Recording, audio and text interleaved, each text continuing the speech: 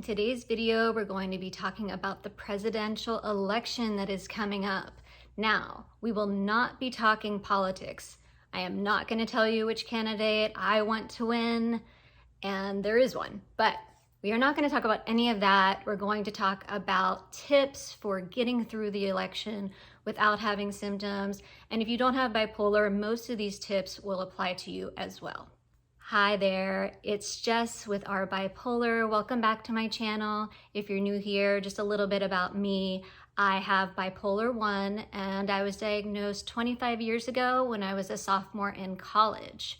And before we jump right in, I will ask you to subscribe, like, comment, all the things, and especially if there are tips that I don't talk about, please tell me your tips for getting through the election. Okay. So this has already been going on for quite a while. This election is very highly charged. There is so much going on. It is extremely stressful. And even if your candidate ends up winning, there is the good stress that goes along with that. So, there's good stress and bad stress. Both of those can lead to bipolar symptoms. So some examples of good stress would be if you're going on vacation, or if there's a holiday coming up that you love, or if your candidate wins the election. So then some examples of bad stress would be if there was a death in your family, if you're having money issues, or if your candidate loses the election. So either way, there is going to be stress involved. We still have about 2 months until the election, and it's going to go on after that. There's going to be more and more stress. So this is what I do to get through these elections. And this video is based on a blog I did for the last presidential election, and I'll link that down below. So first off, I don't watch any news about the election. I don't watch any of the debates.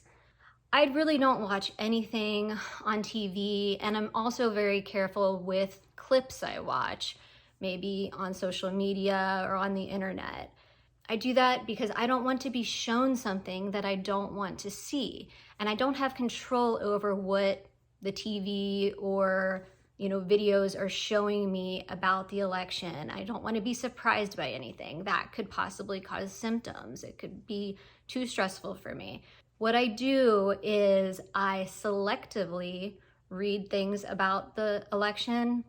I have control over that. I can stop and start reading more easily than I can stop and start watching the news. And I do allow myself to watch clips from time to time, but if it's getting too much, then I just stop. So you have to know when to say no. So speaking of social media, I limit what I'm doing on social media. I might cut back on the amount of time I spend on Instagram, even Facebook. I think Facebook can be even more toxic. And if that's not enough, I will just cut out social media entirely. I will also only interact with like-minded people, only people who I know support the same candidate that I do. Now, I just have to do that to make sure I'm not getting too riled up and too worked up, and that for me could lead to mania symptoms. I really don't have any friends who support a different candidate, but if you do, I would maybe take a little friendship break from those people, or at least limit your interaction with them. As far as family goes, I do have some family members that support a different candidate, and I just limit my interaction with them. I'm gonna see them for holidays and things like that. But if I do, that is not a topic I will discuss. If it is brought up by them, I either change the subject, I just say I don't want to talk about politics, or I kind of move on and talk to someone else. Also, during this time of year, I find it's really beneficial to have distractions. So maybe you already have distractions. Maybe you have a hobby that you love, maybe you volunteer, maybe you have a YouTube channel like me. Anything like that is going to be good to just get your mind off what's going on in the world. Another thing I really make sure that I do is I keep up with my psychiatrist appointments, therapy, anything like that that is going to keep me on track. I mean, maybe in this time of year, you will need a medication adjustment. That's always possible. I know one of the other things that I do is, in consulting with my doctor, I will sometimes have to increase my rescue type med for bipolar. For me, it's an antipsychotic, and I take Seroquel. And if I'm just getting too wound up about the election, I will up that. And it may only up it in a very small amount and for just a short time, as long as I need it, because maybe I'm having trouble sleeping.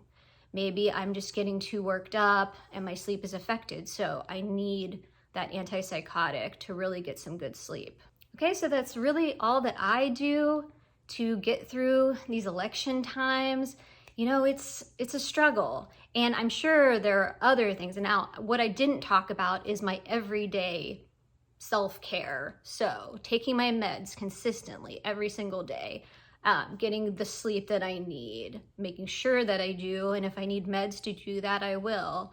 Getting my exercise in nearly every day, eating right for the most part, and having a routine, just all the different little things that I do each day already, that absolutely needs to be in place. But tell me what else you do in these more stressful times, like for a presidential election. Like, leave a comment down below. All right, well, thank you for watching this video, and I'll see you in the next one. Bye.